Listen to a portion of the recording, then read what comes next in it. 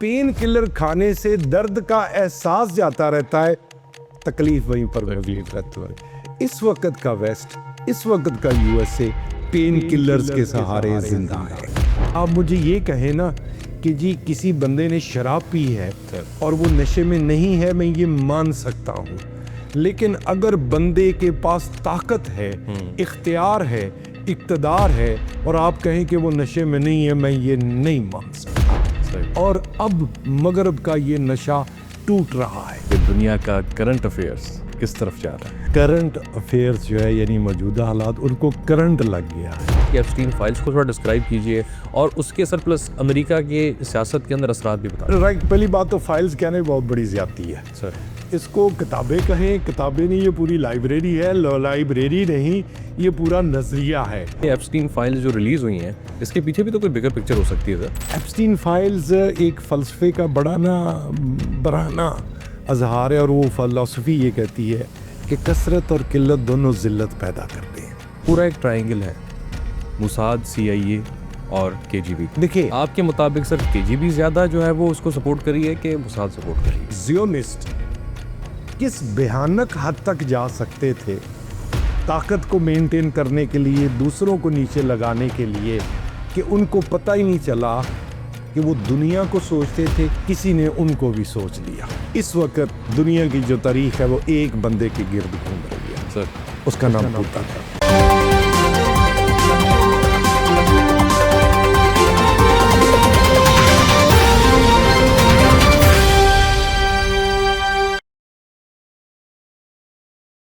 अस्सलाम वालेकुम।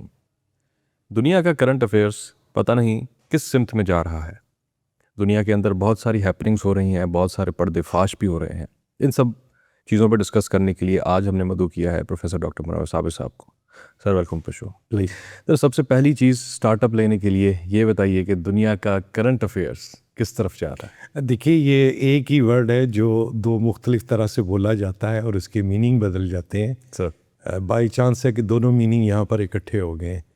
Current affairs जो है यानी मौजूदा हालात, उनको करंट लग गया है, वाह, उनको एक बिजली का झटका लग गया है सर। और देखिए, टॉपिक शुरू करने से पहले ना, जो वेस्ट के साथ जिसे उर्फ़े आम में हम एप्स्टीन कह रहे हैं, एप्स्टीन फाइल्स एक फ़लसफ़े का बराना अजहार है और वो फ़िलासफ़ी ये कहती है कि कसरत और किल्लत दोनों ज़िल्लत पैदा करते हैं। और इसके बाद ना एक फ़िलासफ़ी ये कहती है कि इल्म, दौलत, ताकत और हुस्न, इनकी ट्रेजेडी ये होती है कि ये इजहार मांगते हैं।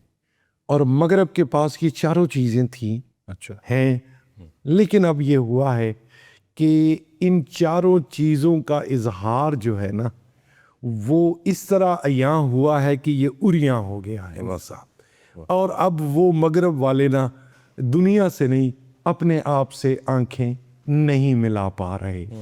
और अगर आपको याद हो तो हमने अपनी माजी की पॉडकास्टों में ये कहा हुआ है कि ये काउंटर कू है। काउंटर कू, लोग इसको ना इसी की लिमिटेड सेंस पे ले रहे हैं, नहीं, इसके पीछे भी कोई देखिए, आप जब ताकत का इस्तेमाल जो होता है ना, उस पर एक बड़ी खूबसूरत लाइन है सर। ये असर मियां किसी की है, ये कोई स्कॉलर थे, कोई बुजुर्ग शख्सियत थे, उन्होंने कहा कि आप मुझे ये कहें ना कि जी किसी बंदे ने शराब पी है और वो नशे में नहीं है, मैं ये मान सकता हूँ, लेकिन अगर बंदे के पास ताकत है, इख्तियार है, इक़्तिदार है और आप कहें कि वो नशे में नहीं है, मैं ये नहीं मान सकता। और अब मगरब का ये नशा टूट रहा है। नशे में और कोई ख़राबी हो या ना हो, नशे की एक सबसे बड़ी ख़राबी जो मौत के मुतरादिफ होती है वो ये है कि नशा बिल आखिर टूट जाता है सर। तो अब वो मगरब का नशा जो है वो टूट चुका है। कोई रिज़ाइन कर रहा है, कोई एक्सप्लेनेशंस दे रहा है, कोई मज़ीद कुछ ना आए उसके चक्कर में पड़ा हुआ है। यानी जो पिछले पॉडकास्टों में आप एक वर्ड और बड़ी कसरत से बोला करते थे कि अब जो ताकतें हैं ना, आप बेशक उसका शॉर्ट निकाल लीजिए, एक वर्ड हम बोला करते थे इम्प्लोजन। इम्प्लोजन होता है कोई चीज़ अंदर की तरफ धंस जाए। तो अब ना उन पर किसी ने अटैक किया है, ना उन पर किसी ने सैंक्शंस लगाई हैं, ना किसी ने उनके नज़रिए को गलत कहा है, लेकिन उनको काउंटर कू करके अंदर ही से यूरोप जो है वो पंक्चर्ड फुटबॉल की तरह अंदर को धंस रहा। सर आपने ये बात की, ये तासुर दिया आपकी बातों से कि जैसे कि वो अपने ही जो है वो कर्मों के अंदर दब चुके हैं, लेकिन इसके पीछे कुछ इस तरह नहीं हो सकता कि एप्स्टीन फाइल्स जो रिलीज़ हुई हैं इसके पीछे भी तो कोई बिगर पिक्चर हो सकती है सर? देखिए हो नहीं सकती है सर उसमें ना एक फिक्रा है, फिर वो कहते हैं कि बड़ी सतूर हमेशा बैनुल सतूर कही जाती है सर।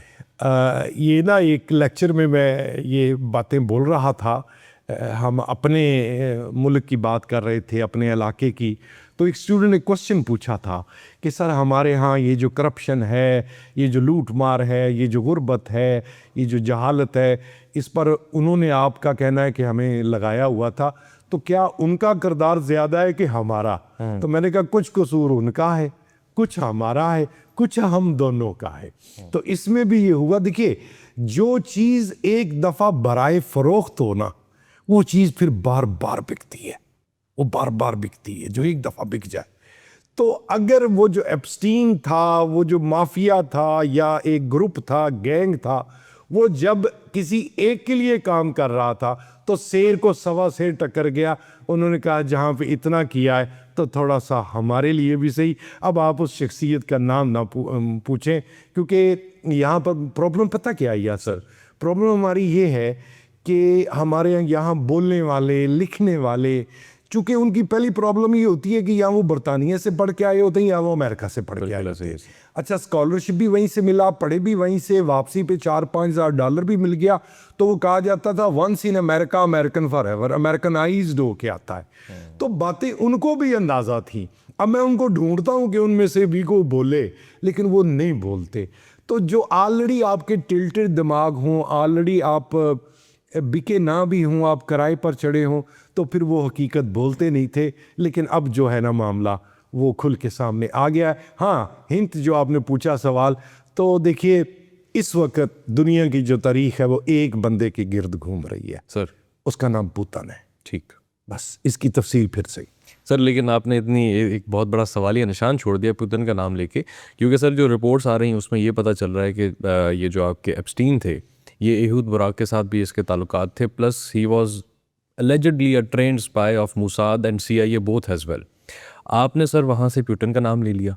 एक जो है एलिगेशन ये भी है कि उसका KGB के साथ ताल्लुक़ है, बट सर ये पूरा एक ट्रायंगल है, मोसाद, CIA और KGB। देखिए आपके मुताबिक सर KGB ज़्यादा जो है वो उसको सपोर्ट करी है कि मोसाद सपोर्ट कर रही है? नहीं, सपोर्ट कोई नहीं कर रहा, सपोर्ट KGB ज़्यादा कर रही है अब, या उन्होंने किया at the face of it, इसका कोई एविडेंस नहीं है फ़िलहाल।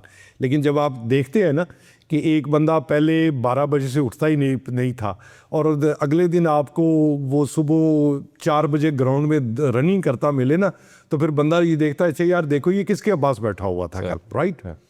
अब असल में इजराइल या जूस भी नहीं, जियोनिस्ट किस भयानक हद तक जा सकते थे ताकत को मेंटेन करने के लिए, दूसरों को नीचे लगाने के लिए, कि उनको पता ही नहीं चला कि वो दुनिया को सोचते थे हमने इनको फ़िरका वारियत पे लगाना है, हमने यहाँ गवर्नमेंट टॉपल करनी है, हमने ये LGBT लेके आना है, हमने ये लेके आना है।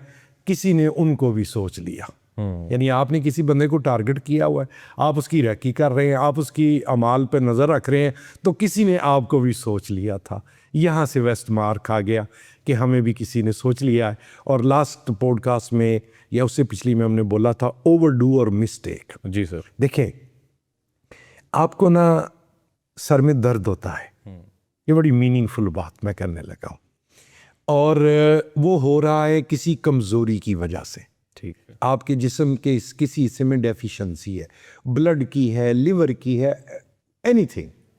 आप क्या कर रहे हैं कि आप एक पेन किलर खाते हैं और चल फिर रहे हैं। अब पेन किलर खाने से दर्द का एहसास जाता रहता है, तकलीफ वहीं पर तकलीफ रहती है। इस वक्त का वेस्ट, इस वक्त का USA पेन किलर्स के सहारे जिंदा है।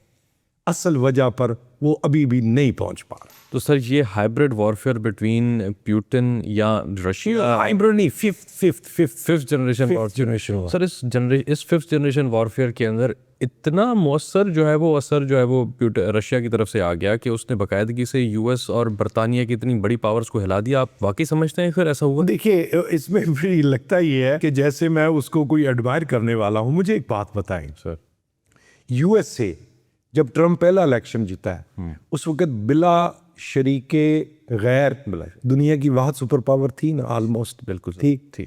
उसका इलेक्शन हाईजैक हुआ कि नहीं हुआ? कहते हैं सर। कहते नहीं, एविडेंस मौजूद है, ईमेल्स मौजूद है, सोशल मीडिया का डाटा मौजूद है। देखिए, हर सिस्टम की ना कुछ खामियां होती हैं, कुछ खूबियां होती हैं। जब तक उसकी खूबियां प्रिवेल करें वो सिस्टम चलता है।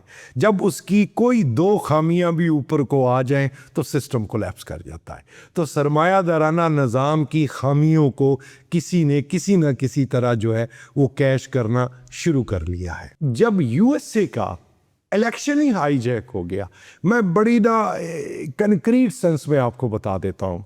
अमेरिका में जब इलेक्शन होता है ना तो आपको पता है इस पर जुआ होता है, अच्छा, गैम्बल होता है। एक ऐप भी है सर, पॉलिटिको। नहीं, इसको समझे। जी सर।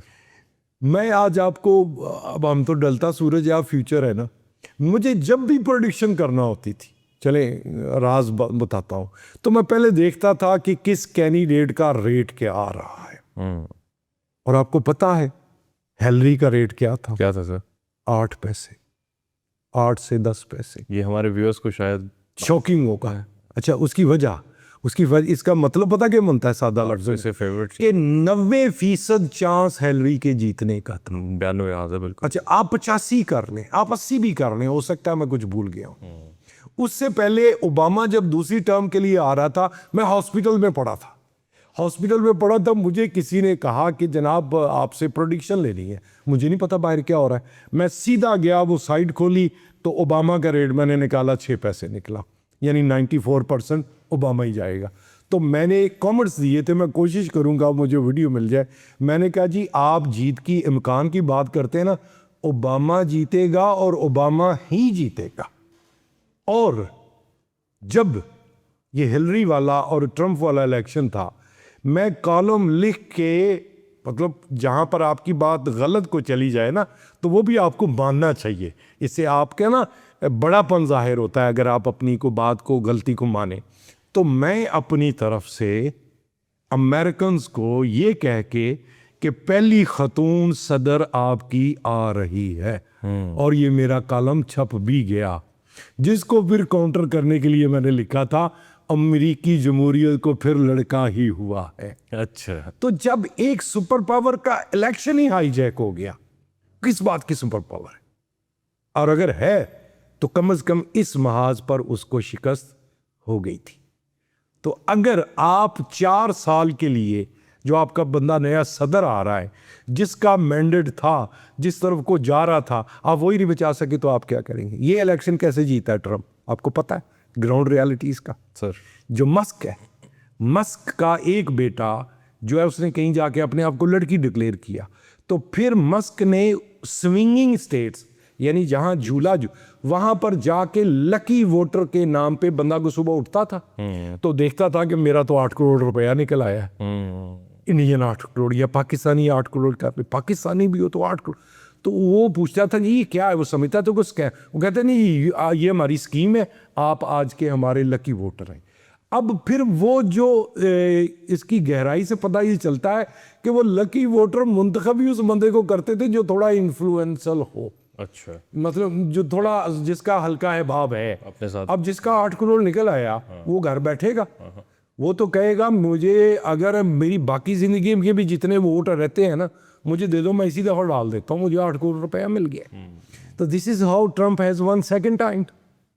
हाँ, इस दफा अगर आप फिर पूछेंगे जी चांस क्या था, तो मुकाबले था, लेकिन शुरू में बाइडन ही फेवरेट था, फेवरेट था, ठीक है। तो बाद में ट्रम्प ने जो है तो अब आप देखें कि इसको कहते हैं कि किसी के पास अगर बहुत ज्यादा ताकत है ना तो उसकी ताकत से डरने की बजाय उसकी ताकत को उसी पर इस्तेमाल कर दो। मैं ये एक ना, हम T20 के बड़े लवर्स हैं, इसको इस तरह एक्सप्लेन कर देता हूँ। मुझे बड़ा अच्छा एक्सप्रेशन लगा वो कमेंटेटर का।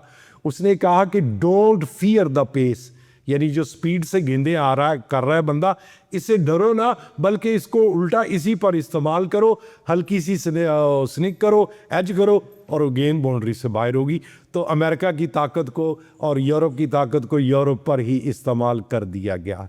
मैं इस बात को पूरी डिटेल से भी एक्सप्लेन कर दूं, लेकिन ये बिल्कुल ऐसे ही होगा जैसे आप एक छोटे नाबालग बच्चे को निज़ाम तौलीद समझाना शुरू कर दें। तो चूंकि हमारी कौम का भी, बाहर की दुनिया का भी अभी जहन नहीं मानता कि यूरोप और मगरब किस तरफ जा रहे हैं, तो फिलहाल इतना ही रहने दें। और ये भी मैं बता दूंगा, बहुत सालों की गेम नहीं है, अब महीनों पे गेम आगे हुई है। सर हम चूँकि अपने टॉपिक पे वापस आ जाते हैं एप्स्टीन फाइल्स के हवाले से, उस टॉपिक के हवाले से आप ये बताइए कि एप्स्टीन फाइल्स को थोड़ा डिस्क्राइब कीजिए और उसके सर प्लस अमेरिका के सियासत के अंदर असरात भी बताइए। राइट, अब इसको ना, ये किसी और ने भी कहा, इसको पहली बात तो फाइल्स कहने बहुत बड़ी ज्यादती है सर।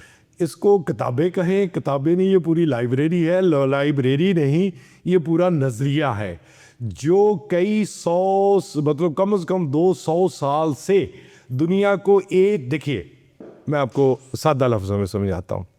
एक होता है बंदा जाहिल हो, जिस तरह तरक्की पजीर ममालिक हमारे खित्ते में अक्सरियत जहालत है, वो पढ़ा ही नहीं है। दूसरा, उससे डेंजरस बंदा बता कौन होता है यासिर मियाँ, कि एक बंदा जो बज़ाहिर कुछ एक नज़रिया पढ़ जाए, स्कूल ऑफ थॉट पढ़ जाए, लेकिन उसको ये पता ना हो कि जो उसने पढ़ा है वो गलत है। जो उसने पढ़ा है वो गलत है। एक बंदे को नींद नहीं आ रही और वो कहता है कि मैं सिगरेट पीऊंगा तो मैं नींद आ जाएगी, नींद तो आ जाएगी, उसको नहीं पता कि उसने ड्रिंक की।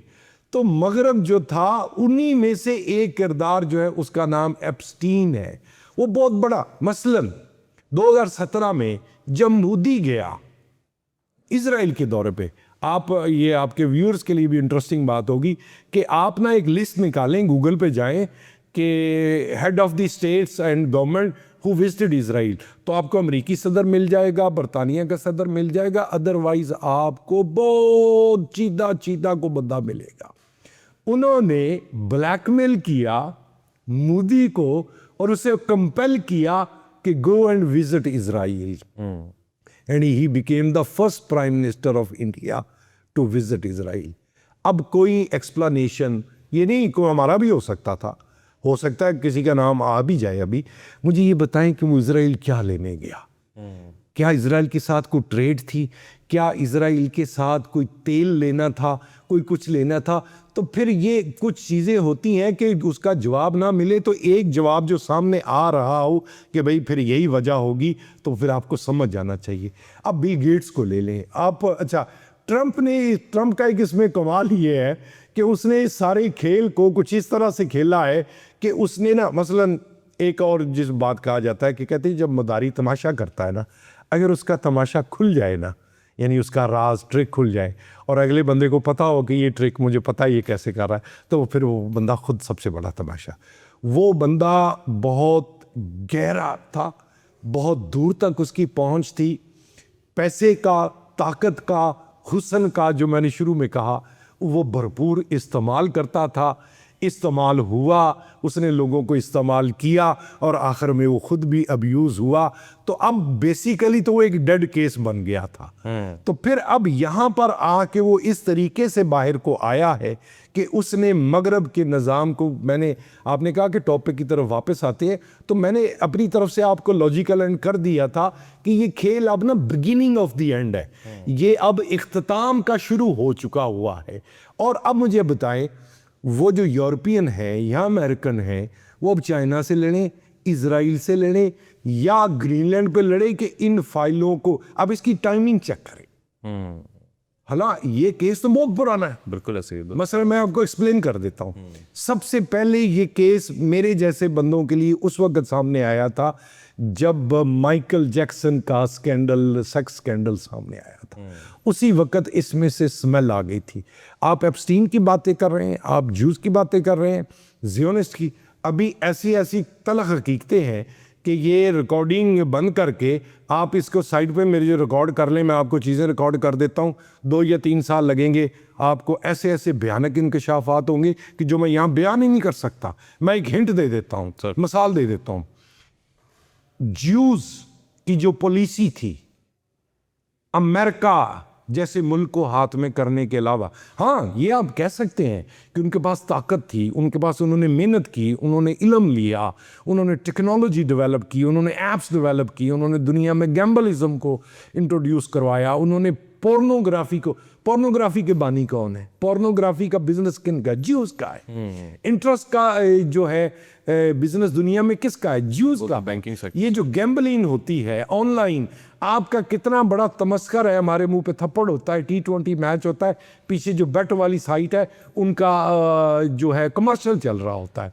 आप कब समझेंगे, माजरत के साथ PSL हो रहा है आपका, आपको डाउट हुआ कि हमारा लोग बाई कार्ड ना कर दे, तो आपने एक मैच में ये अनाउंसमेंट कर दी कि हम कुछ मिनट की खामोशी इख्तियार करेंगे फ़लस्तीन में शहीदों के लिए। जब PSL ख़त्म हुआ, 1 अरब का चेक आपने फ़लस्तीन की हमायत के लिए अपनी एक मज़हब के नाम पर बनी हुई जमात को दे भी दिया, लेकिन आज तक किसी ने नहीं पूछा कि गज़ा के अंदर तो पानी का एक गिलास नहीं जा रहा, वो 1 अरब रुपया वहाँ से कैसे पहुँचा।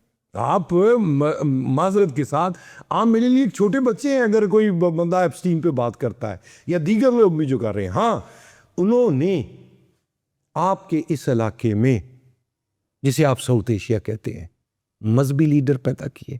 मेरी बात गौर से सुना, मजहबी लीडर पैदा किए, सियासी लीडर पैदा किए, NGOs के ज़रिए लेफ्टिस्ट पैदा किए, उनके पे रोल पे रहे, उनकी दाल रोटी और दारू उनको देते रहे।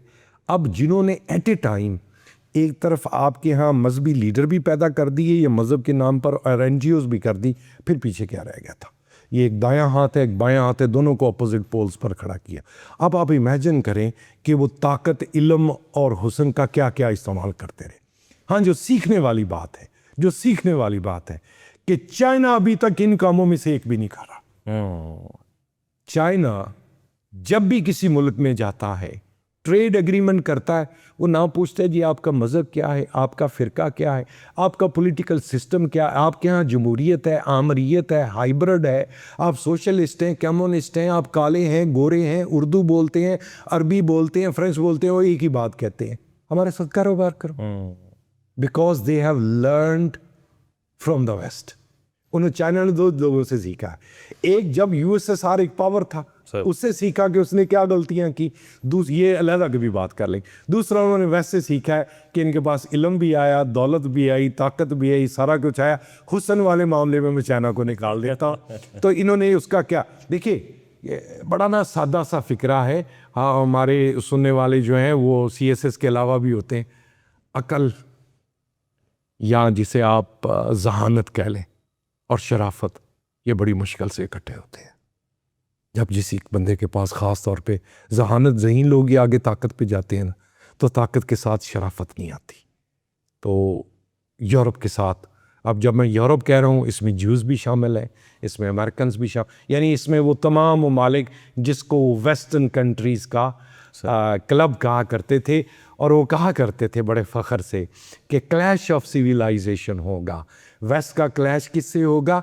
मुस्लिम सिविलाइजेशन से होगा। और क्लैश बराबरी की सतह पे होता है। मुस्लिम दुनिया लेटी हुई, किसी ने मेरे से सवाल किया कि अच्छा जी ये जो सारा कुछ हो रहा है इसमें मुस्लिम दुनिया कहाँ खड़ी है? मैंने कहा जी आपको किसने कहा मुस्लिम दुनिया खड़ी है? मुस्लिम दुनिया तो बैठी हुई है, आप दुआ करें लेट ना जाए। सही बात। तो अब मुस्लिम दुनिया हो या साउथ एशिया हो, चाइना वाले इनको उठा के खड़ा करने की कोशिश कर रहे हैं कि आपकी मेहरबानी लेट ना जाना। अब लेट जाना बड़ी जुमानी बात होती है, तो खड़े हो जाओ। तो मतलब आप, किसी ने UAE को सोचा था कि UAE जो है वो इस्लामोफोबिया को फंडिंग करता होगा? तो ये एप्स्टीन के मंसूबे नहीं, ये तो एप्स्टीन को देखें आप ले रहे हैं लिमिटेड सेंस में, माजरत के साथ। मैं एप्स्टीन को ले रहा हूं ब्रॉडर सेंस में, कि वो सिर्फ ये फाशी ये करना, ये तो एहतमाम था। जिसको ब्लैकमेल कर लिया, जिसकी फोटो खींच ली, जिसकी वीडियो बना ली, बाद में उससे अपना एजेंडा जो है वो चलवाते थे। बिल्कुल ठीक बात। मिसाल के तौर पर साउथ एशिया में जो सबसे बड़ा सोर्स बना वेस्टर्न सिविलाइजेशन को, ईस्टर्न सिविलाइजेशन की जिन्होंने क्रैश किया वो इंडियन फिल्म इंडस्ट्री है। अब जब भी आपके पास आता है कि जी डाटा आया है कि फलां मूवी इतने करोड़ का बिजनेस कर गई है, और यार इतने करोड़ का बिजनेस हॉलीवुड की मूवी क्यों नहीं करती? यही थीम, यही जो मूवी का स्टोरी है वो खुद क्यों नहीं बनाते? इंडियन ही क्यों करते? क्यों उन्होंने इंडियन मूवीज के जरिए यहाँ के कल्चर को, यहाँ की सिविलाइजेशन को, यहाँ की रवायात को क्रैश करना था और फिर अपनी चीजों को पिक करना था, प्लांट करना था और प्रमोट करना था। सर। और इंडिया ये काम बखूबी, मसलन क्लैश ऑफ सिविलाइजेशन में वो क्या कहता है इंडिया को? इंडिया को कहता है स्विंगिंग सिविलाइजेशन, यानी झूला झूल रहे, जिधर की आवाज चलेगी उधर को चल जाएंगे। अब जब से यूएसएसआर टूटा, एक सिविलाइजेशन का क्रैश हुआ, वो क्रैश हुआ मुस्लिम सिविलाइजेशन का। आप मतलब थोड़ा सा बेहुदा टॉपिक भी है तो थोड़ा गुरेज करना पड़ता है या बातों को थोड़ा कवर करना पड़ता है। मिसाल के तौर पे आपका क्या हाल है? एप्स्टीन ने आपके मुसलमान हुक्मरानों को बख्शा है? ना, उनको भी सारा कुछ फराहम करता रहा है। और माजरत के साथ अब तो नाम ऐसे भी आ रहे कि आपके मुसलमान हुक्मरान भी जो हैं वो उसको ओबलाइज करते रहे हैं। तो इसके पीछे एजेंडा क्या था कि नहीं, बस इस काम पे लगे रहो, सोने की क्लाशिको, सोने की मोटरसाइकिल, फलां चीज़, ये रिसर्च, कारोबार, लॉन्ग टर्म प्लानिंग, वो जो है उसको छोड़ता हूँ। सर बातें आपकी बहुत अच्छी हैं सर, काम की बातें हैं सर, करंट अफेयर्स के हवाले से आपने जो बताया, लेकिन तशनगी भी बाकी है। प्रोग्राम और डिस्कशन हमारी ख़त्म नहीं होती, कंटिन्यू करेंगे। व्यूअर्स, हमारा टाइम जो है वो यहाँ पे अख्ताम पजीर होता है। सर को दोबारा से मदऊ करेंगे। आप सबका बहुत शुक्रिया। अल्लाह हाफ़िज़।